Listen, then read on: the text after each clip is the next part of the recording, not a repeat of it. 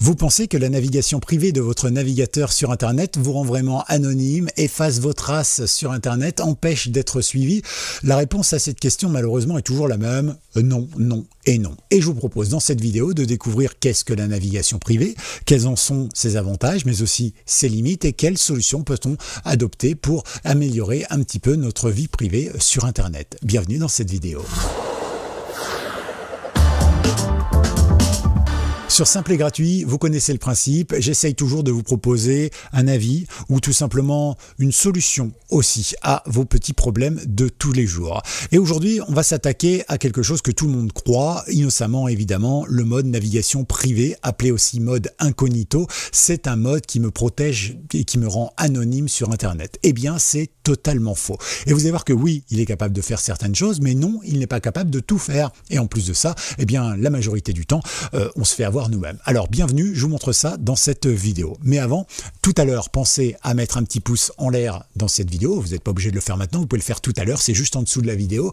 Pourquoi? Ça améliore le référencement de la chaîne. N'hésitez pas non plus à vous abonner, ça vous pouvez le faire maintenant par contre, pour ne manquer aucune des prochaines vidéos. Et j'ai prévu des petites pépites pour vous, ce serait dommage de passer à côté. Voilà, vous pouvez cliquer dessus dès maintenant sur s'abonner, c'est gratuit. Et puis regardez bien dans la description parce que dans cette vidéo, je vais faire appel à pas mal de concepts qu'on a déjà vu ensemble, sur lequel j'ai pris du temps pour bien expliquer tout ça. Et donc, comme ça, vous allez pouvoir découvrir plein d'informations qui vont vous permettre de mieux comprendre cette vidéo ou d'avoir des compléments d'informations. Tout à l'heure, par exemple, on va nettoyer le cache du DNS. On va aussi s'intéresser, par exemple, à la navigation privée. On va parler des VPN, etc. Bref, je vous ai mis déjà plein de vidéos dans la description. Vous allez pouvoir voir tout un tas de compléments d'informations qui sont là, qui sont gratuits, et vous avez également l'accès à la newsletter, c'est gratuit. Et je vous mets un petit lien vers un article que j'ai écrit qui est sur Patreon, qui est gratuit. Il suffit de cliquer sur le lien sur bonus gratuit et vous allez pouvoir tout simplement accéder à ce petit article qui va vous proposer de référencer un petit peu les différents moyens d'être le plus anonyme sur Internet, sans l'être totalement évidemment, parce qu'on va voir que c'est très compliqué, mais au moins qui va respecter votre vie privée, une sorte de petit guide d'hygiène numérique à découvrir. Donc c'est gratuit et c'est dans Patreon tout simplement, le lien est dans la description, n'hésitez pas. La première chose que nous allons faire dès maintenant, c'est tout simplement découvrir qu'est-ce que la navigation privée. Pour ça, je vais me mettre sur le côté pour pas déranger, on va me mettre sur le côté gauche, c'est toujours sympa. La navigation privée. Alors on va ouvrir par exemple Google ici et nous avons ici la possibilité de cliquer sur les trois petits points quand on est tout en haut. Ici, on peut descendre et on a ici l'onglet navigation privée. Je clique dessus et j'arrive sur quelque chose comme ça. Parfait. Alors évidemment, vous pouvez le faire sur, par exemple, Firefox ou sur tous les autres navigateurs. Je vous montre, par exemple, ici, hop, on a notre navigation privée qui est tout en haut, ici, là. Vous cliquez et vous descendez, vous avez ici en haut, fenêtre de navigation privée. Vous avez la même chose évidemment sur Edge, donc n'hésitez pas, ou encore sur Opera, sur Safari, etc., etc. Alors je sais que certains d'entre vous sont sur Edge et ne sont pas forcément très à l'aise avec l'informatique, il n'y a pas de souci, on va y aller. Donc là aussi, vous allez tout en haut à droite sur les trois petits points, et une fois que vous y êtes, vous pouvez tout simplement cliquer dessus et aller sur fenêtre navigation privée. Vous voyez, c'est exactement la même procédure. Alors des fois, ça s'appelle in private, des fois mode anonyme, des fois mode sécurité, mode privé, vie privée, etc., etc. Voilà, chacun son terme, mais globalement, vous voyez, c'est toujours la même chose. Et vous voyez toujours ce petit logo qui vous montre soit avec des lunettes un peu cachées, soit un chapeau, comme ici, je crois d'ailleurs, le mode navigation privée. On voit ici, vous voyez, le mode un peu espion, etc., etc. D'accord? Donc ça, c'est pas mal. Ça, c'est le mode navigation privée. Alors, maintenant, on va se poser les questions. Qu'est-ce qu'il est censé faire et qu'est-ce qu'il fait? Ce mode navigation privée, en réalité, il va vous permettre de pouvoir effacer tous vos historiques lorsque vous êtes connecté en navigation privée.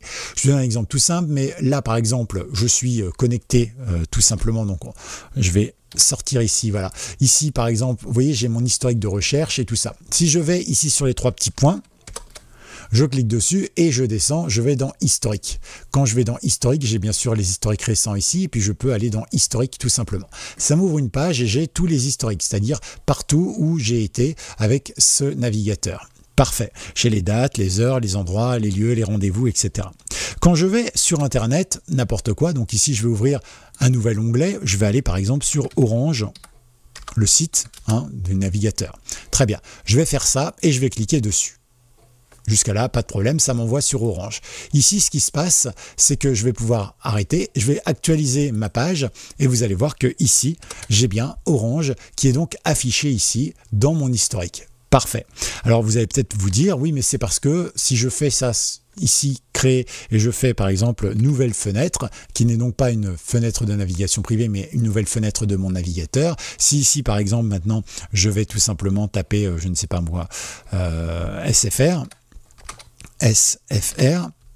j'appuie sur Entrée, je vais fermer tout simplement, pas besoin d'aller sur SFR, vous voyez, je vais ici actualiser et j'ai bien ma recherche SFR qui est là. Maintenant, quand je vais sur la navigation privée, je vais revenir ici, fenêtre de navigation privée, et je vais aller tout simplement ici taper, qu'est-ce qu'on a d'autre, Bouygues par exemple. Voilà, il y avait un S, mais c'est pas grave.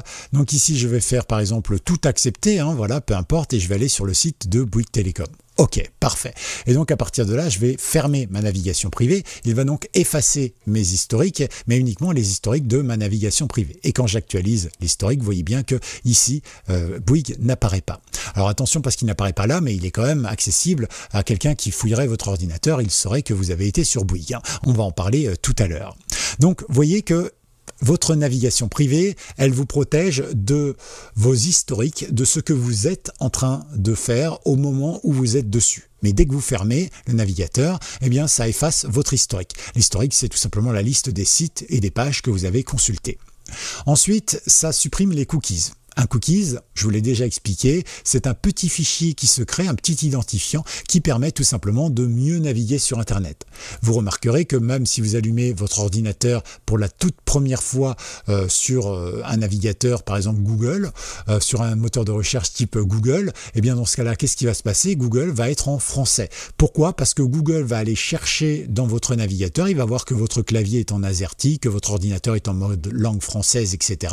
Et donc ce qu'il va faire, eh bien, c'est qu'il va tout simplement mettre un petit cookies, une petite empreinte tout simplement pour éviter de refaire cette recherche à chaque fois, et il va dire bah tiens, à chaque fois que tu vas sur Google, tu le mets en français puisque l'utilisateur le veut en français. Ok, ça marche également par exemple quand on se connecte à notre adresse mail. Vous avez une adresse mail @poetmail.com par exemple, et bien à chaque fois que vous vous connectez à cette adresse mail, à chaque fois que vous tapez le nom de domaine ici, par exemple Orange Mail, et bien vous avez pas forcément besoin de mettre votre nom, votre identifiant, je veux dire, et votre mot de passe. Automatiquement, Google, enfin le navigateur les retient, parfois même les sites les retiennent et tout ça. Ça rentre dans les cookies et effectivement, on a vos informations de connexion. Donc c'est à la fois sécurisé et pas sécurisé parce que c'est chiffré, mais à la fois on peut aussi les déchiffrer, pourquoi pas. Mais globalement, vous comprenez quand même que ça va effacer nos petits cookies qui sont ces petits fichiers d'identification qui nous permettent de mieux naviguer sur Internet. Pas en termes de performance, mais au moins en termes de fonctionnalité. C'est plus sympa d'arriver sur un site qui soit tout de suite en français parce que ils ont détecté qu'on était en France. Voilà, surtout en France où on est un des rares peuples à ne parler que le français et encore on le parle de plus en plus mal. Mais globalement, vous avez compris. Donc ici, ça sert à ça. Ça sert à une dernière chose, par exemple, ça sert à pouvoir vous aider à effacer tout ce qu'il y a dans les formulaires. Les formulaires de contact. Vous savez, quand vous êtes sur un site internet que vous voulez utiliser, vous mettez votre nom, prénom, adresse mail et un message. Donc en général, les navigateurs conservent ce qu'il y a dans le nom, prénom, adresse, numéro de téléphone, adresse mail, etc. Pour que la prochaine fois que vous arriviez sur un autre formulaire de contact, pas forcément celui de ce site, eh bien vous allez pouvoir tout simplement à ce moment-là remplir automatiquement vos formulaires de contact. Ça c'est bien. Ça marche également quand vous faites des achats sur Amazon, Cdiscount ou ailleurs. Ok. Donc vous voyez que la navigation privée, elle va faire trois choses en réalité. La première, c'est qu'elle va vous protéger en effaçant votre historique, mais pas totalement malheureusement. Elle va effacer vos cookies évidemment, et elle va aussi effacer ce qu'il y a de contenu dans les formulaires que vous avez pu remplir lors de votre navigation privée. Mais c'est tout ce qu'elle fait. Elle ne vous protège pas de votre FAI, fournisseur d'accès Internet, donc Bouygues, SFR, Free, Orange, etc. Elle ne vous protège pas non plus de la surveillance de Google, de Amazon, de Microsoft, de Apple, etc., qui sont des véritables aspirateurs de nos données perso. Elle ne vous protège pas non plus de quelqu'un qui voudrait vous surveiller, vous suivre ou quoi que ce soit. Donc vous voyez que vous n'êtes pas bien protégé. Et puis une dernière chose, elle ne vous protège pas du fingerprinting. Je vous mets un lien vers la vidéo qui vous explique ce que c'est. Mais globalement, le fingerprinting, eh bien, c'est tout simplement le fait que quand vous allez sur Google, Google va créer un petit identifiant, par exemple le 1792, 1 792 727 000, etc., etc. Ce sera un code qui va m'être associé. Pourquoi? Parce qu'en fait, il va tout simplement scanner ma machine et il va se dire, tiens, lui, il a un ordinateur qui porte tel nom, avec tel composant à l'intérieur, tel logiciel dans son ordinateur, etc., etc.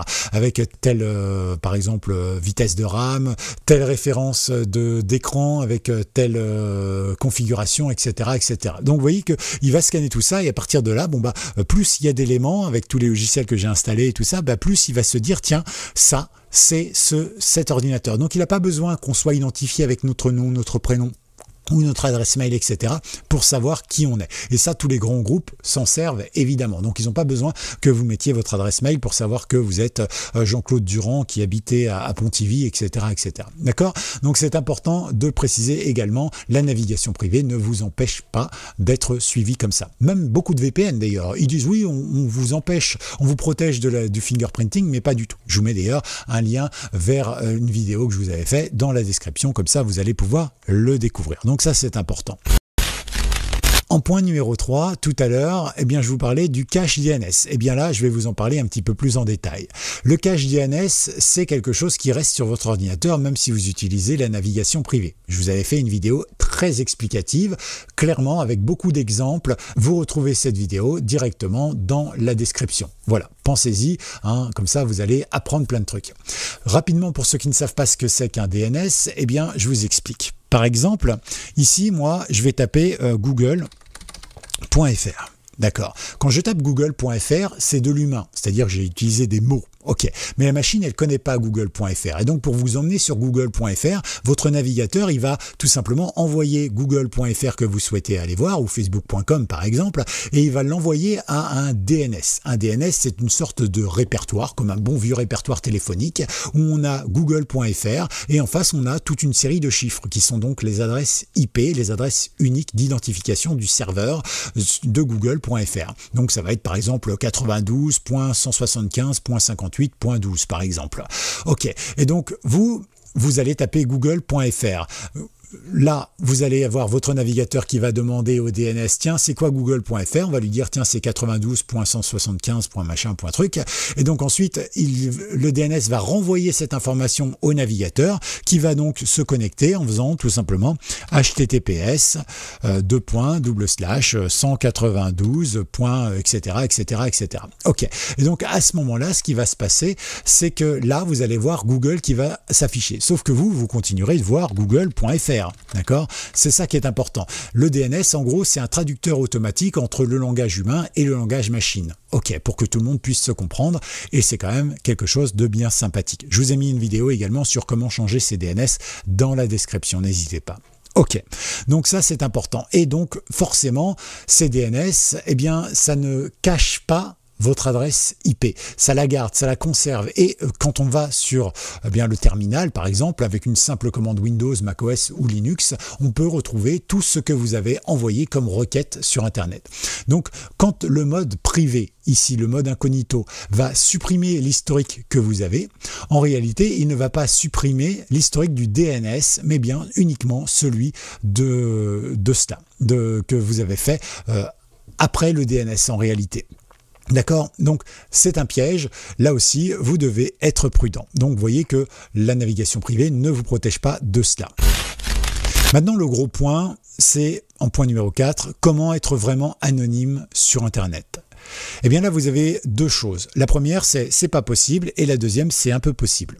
La première, c'est pas possible, c'est être totalement anonyme sur Internet. Même les meilleurs hackers du monde ne peuvent pas être totalement anonymes sur Internet.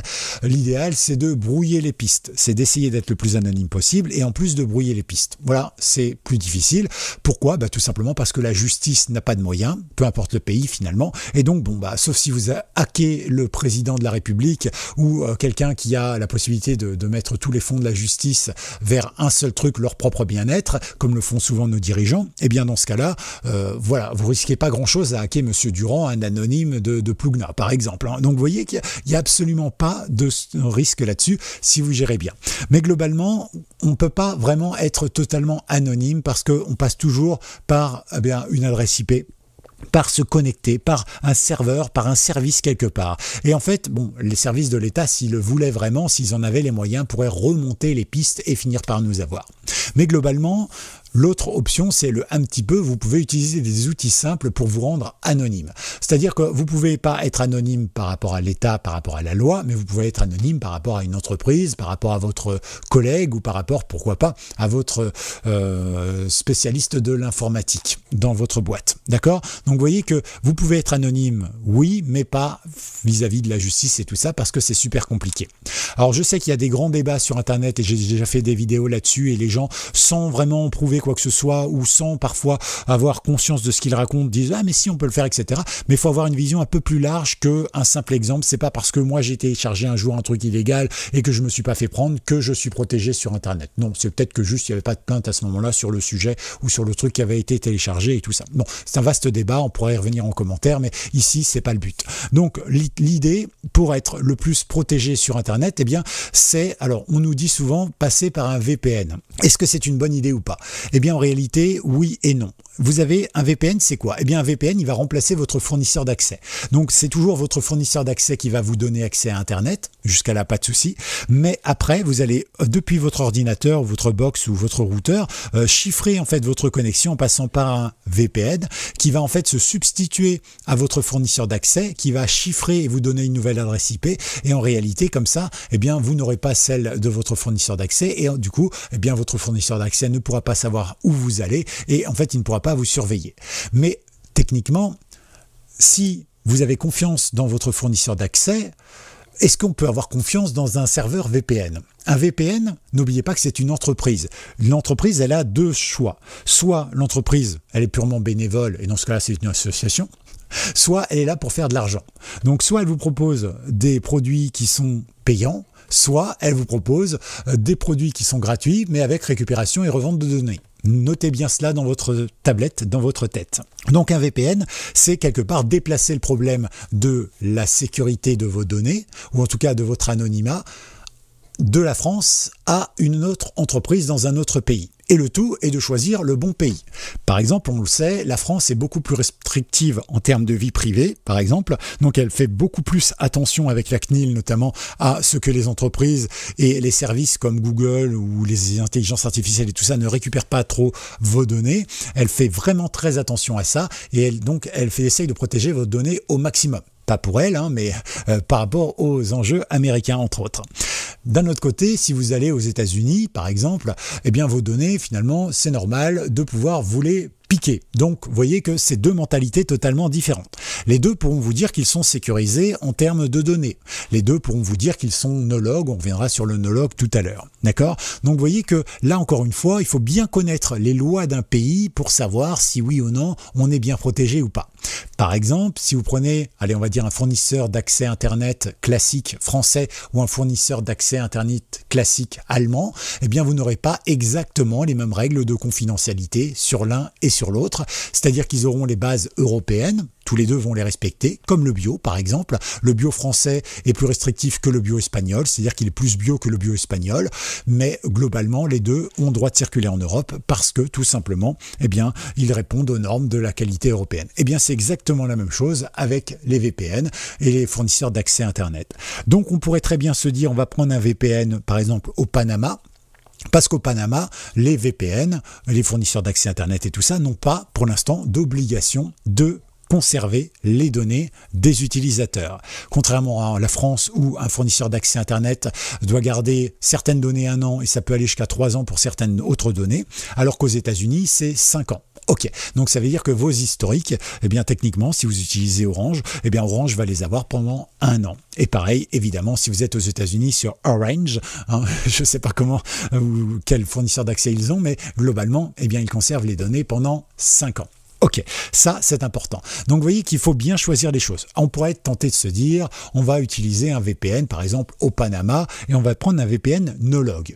Le no-log, je le rappelle, c'est tout simplement l'histoire de prendre un VPN qui dit « je suis no-log ». No-log, ça veut dire que je vais effacer toutes les données à partir du moment où tu cliques sur la petite croix pour te déconnecter du VPN. Autrement dit, toutes les informations de Jean-Claude Durand qui serait allé sur, je sais pas moi, un site internet 1, un site internet 2, un site internet 3, etc. À partir du moment où on va se déconnecter du site internet, eh bien l'entreprise qui gère le VPN n'a plus les informations. À cela s'opposent deux problèmes. Le premier, c'est que le no-log, c'est un peu un sac fourre-tout.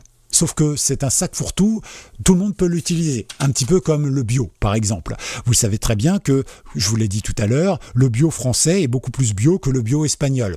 On peut aussi avoir par exemple des équivalences. On a une équivalence bio par exemple avec ce qu'on appelle le Canada. Très bien. Donc le Canada, par exemple, ils prennent un produit, n'importe lequel, admettons qu'il est, je sais pas, 5 pesticides dedans, et ils vous disent ça, c'est un produit bio. Eh bien en France et en Europe, on n'a pas le droit de dire ce produit, il n'est pas bio. Non, parce que là-bas, on a signé des accords, et donc leurs produits là-bas, s'ils disent que c'est bio pour l'import, pour l'export, donc bon bah, on va se retrouver avec un produit ici qui aura peut-être plus de pesticides. Attention, ceci est purement fortuit évidemment, mais admettons que là-bas, ils proposent 5 pesticides pour un produit bio, eh bien si chez nous, on a 0 pesticides pour un produit bio, ben, on va manger du bio canadien, par exemple, avec 5 pesticides dedans. Voilà. Et sera labellisé comme bio. Donc vous voyez que le bio, il y a quand même une sorte de forme, hein, parce qu'il y a quand même des institutions qui se sont mis à travailler dedans, mais le no-log, il n'y en a aucune. C'est-à-dire que demain, moi, je fais un site internet, je récupère toutes vos données, mais toutes vos données, hein, franchement, voilà. Mais je paye des experts de ma société, où j'invente des experts, où j'en paye réellement des experts, et je leur dis, bah voilà, tu dis que c'est no-log, je te file un petit billet, je marque ça sur mon site et c'est réglé. Et voilà. Et comment allez-vous savoir, vous, que c'est vraiment no-log ? Il n'y a pas de vérification, il n'y a pas d'instance qui va vraiment vérifier ça, en tout cas pas à l'heure où je vous parle, et nous sommes en août 2025. Donc ça, c'est le premier point, c'est-à-dire comment savoir que c'est réellement no-log. Bon, admettons que l'entreprise soit sérieuse, qu'elle soit dans un pays comme le Panama qui, par exemple, n'a pas de loi pour conserver les données. Donc ça veut dire deux choses aussi. Hein. Ça veut dire que certes, ils n'ont pas de loi pour conserver les données. Ça veut dire qu'ils peuvent, à chaque fois que vous effacez quelque chose, bah, effacer l'historique, mais ils peuvent aussi les conserver ad viternam, s'ils le veulent. Attention, hein, parce que on est dans un pays qui n'a pas de loi sur la conservation des données. C'est dans les deux sens. Donc prudence, évidemment. Donc ça, c'est la première chose. La deuxième chose, c'est évidemment que, eh bien, quand vous allez, par exemple, admettons que l'entreprise soit sérieuse, elle soit au Panama et qu'elle ne garde pas vos données, quand vous appuyez sur se déconnecter, elle efface tous les trucs. Sauf qu'un VPN, vous le savez, vous ne connectez pas au Panama pour aller au Panama. Vous allez par exemple aller sur un VPN qui est au Panama et puis après ce que vous allez faire, c'est vous connecter sur un serveur américain pour voir Netflix pas cher, ou bien vous allez vous connecter sur un serveur suédois pour voir des promotions hallucinantes sur je sais pas, les bains de minuit, enfin peu importe, hein. Voilà, vous allez trouver quelque chose et vous allez voyager. Et bien à chaque fois que vous allez quitter le serveur du Panama, eh bien vous allez tomber sur des serveurs, un aux États-Unis par exemple pour aller voir je sais pas, du softball par exemple, et un sur le serveur par exemple de Suède, un autre sur un serveur autrichien, etc. parce que vous allez vouloir vous connecter depuis l'Autriche. Eh bien à chaque fois que vous allez faire cela, eh bien vous allez tomber sur des serveurs qui sont localisés généralement dans les pays dits. Ce qui fait que la loi du Panama ne s'applique pas. Alors le Panama, lui, le siège social va effacer les données, mais tout ce qui est serveur américain par exemple, eh bien il va conserver vos données pendant 5 ans. No-log ou pas, d'ailleurs, parce que c'est la loi. Il ne peut pas empêcher cette loi, d'accord ? Donc ça, c'est très important. Pourquoi ? Parce que tout simplement, s'il y avait un contrôle et que, eh bien, on arrive là dans le statut des serveurs, et on dit, bah tiens, je vais récupérer les 5 dernières années de log de ce serveur-là. Ah bah on les a pas, bah voilà, amende, hein, tout simplement, ou interdiction d'exercer dans le pays. Alors, vous avez une astuce, ce sont ce qu'on appelle des serveurs synthétiques ou des serveurs virtuels, on utilise beaucoup ce terme-là. C'est-à-dire qu'en fait, tous les serveurs sont effectivement, par exemple, stockés, on va dire, dans le pays mère de l'entreprise, par exemple au Panama. Et donc, dans ce cas-là, ils vont faire croire qu'ils sont physiquement aux États-Unis, en Suède ou ailleurs, et donc dans ce cas-là, effectivement, c'est bien la loi du Panama qui va s'appliquer. Donc vous voyez qu'un VPN, c'est à la fois déplacer la sécurité et l'anonymat de notre vie privée et le respect de notre vie privée du FAI dont on connaît les règles et les lois à un autre pays, donc on ne connaît pas forcément tous les tenants et les aboutissants. Et attention à ce qu'on peut lire sur Internet, c'est pas toujours vrai non plus, hein. Et donc ensuite il y a ça, ensuite il y a l'histoire du no-log, est-ce que c'est vrai ou pas, et ensuite admettons que ce soit vrai, Est-ce qu'ils utilisent des serveurs virtuels ou pas? Donc vous voyez que c'est compliqué. Vous pouvez également utiliser Tor. Tor, c'est un réseau qui utilise tout le monde. Par exemple, quand vous vous connectez à Tor, vous êtes à la fois un utilisateur de Tor, mais à la fois un nœud du réseau. C'est-à-dire que des gens vont se connecter aussi via votre ordinateur pour bien transiter et perdre le signal. Donc ça, c'est quelque chose de vraiment bien. Il chiffre votre adresse IP et chiffre aussi votre connexion Internet, tout comme un VPN. Sauf que comme il n'y a pas d'unité de réseau centrale, on est quand même un peu plus discret que sur un VPN. On peut également par contre, remonter de nœud en nœud. Par défaut, il n'y a que 3 nœuds sur Tor. Et donc, vous pouvez remonter de nœud en nœud pour éventuellement retrouver la connexion de base et retrouver l'identité de quelqu'un. À noter que là aussi, c'est comme pour un VPN, il faut que la justice ait des moyens. D'accord? Mais c'est le problème un petit peu dans tous les pays, y compris en France. La justice n'a pas toujours les moyens. Et c'est pour ça que si vous essayez de hacker l'ordinateur d'Emmanuel Macron, par exemple, qui est le président de la France, vous allez en fait avoir la foudre d'Emmanuel Macron qui va appeler tous les magistrats en disant vous me mettez tous les budgets de finances de cette année, de l'année prochaine et les budgets de la justice de pendant 30 ans et vous me retrouvez celui qui a osé voir la photo de Brigitte qui clignait des yeux. On me l'a volé, quelle horreur, etc. Bon, vous imaginez un petit peu le truc. Voilà, là c'est un puissant qui va donner un ordre à la justice qui va s'exécuter évidemment puisqu'elle dépend un peu de lui et donc du coup, vous risquez d'avoir des problèmes. Mais si vous hackez Jean-Claude Duchemin qui habite à Rouen, par exemple au cœur du centre-Bretagne, vous risquez pas grand-chose. Ok, et la justice ne remontera pas jusqu'à vous. Pourquoi? Parce que c'est une question de moyens, encore une fois. Voilà, donc vous voyez que c'est plus simple pour la justice d'aller frapper à un VPN et de dire selon la loi, machin, truc, etc. plutôt que d'essayer de renifler une piste pour remonter tout ça. L'idéal, c'est de chiffrer avec un VPN et puis après de passer par Tor. Donc comme ça, vous utilisez la double protection. Bien sûr, vous pouvez utiliser ça gratuitement. Vous pouvez aussi utiliser des outils payants. Mais attention, quand vous utilisez un outil payant, en plus évidemment d'avoir votre adresse IP classique et puis toutes les données que vous allez donner à votre VPN, en plus vous allez donner aussi votre numéro de carte bancaire et peut-être un justificatif de domicile. Donc c'est pas terrible. Voilà. Donc ces solutions demandent un petit peu plus de compétences, c'est sûr. Elles ont leurs propres limites qu'on a vues ici. Elles ne sont pas magiques non plus.